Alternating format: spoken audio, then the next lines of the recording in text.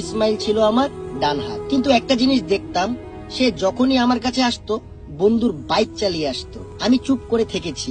আজ তাকে একটা বাইক উপহার দিলাম, কারণ এটা সে ডিজার্ভ করে। দেন চলে আসি 3 নাম্বার বাইকে। এই বাইকটা হলো সাব্বিরের জন্য। সাব্বির এখন শুধু টিমের মেম্বার না, সে আমার পরিবারের সাথেও থাকে সব সময়। সে আমাকে বলেছিল তার কাছে কিছু টাকা আছে এবং কিছু টাকা আস্তে আস্তে দিয়ে তাকে একটা বাইক নিয়ে দিতে। তখনও আমি কিছু বলিনি, কারণ আমি জানতাম বাইকটা আমি তাকে দেব।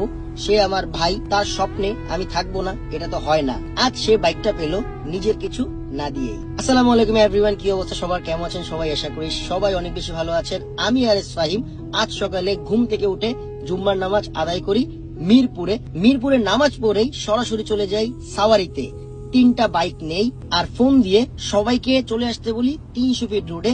ওদের চোখে আজকের আনন্দটাই আমার সবচেয়ে বড় প্রাপ্তি। আমি সবসময় চাই আমার আশেপাশের মানুষগুলো ভালো থাকুক, তাদের হাসি মুখটাই আমার মোটিভেশন। এগুলো শুধু বাইক না, এটা আমাদের সম্পর্কের একটি গল্প, আমাদের বন্ধনের প্রতীক। আর আমার ভাইদের জন্য একটাই বার্তা, এই বাইকগুলো শুধু চলার জন্য না, এগুলো তোমাদের পথ চলার সাহস হোক, স্বপ্ন পূরণের বাহন হোক।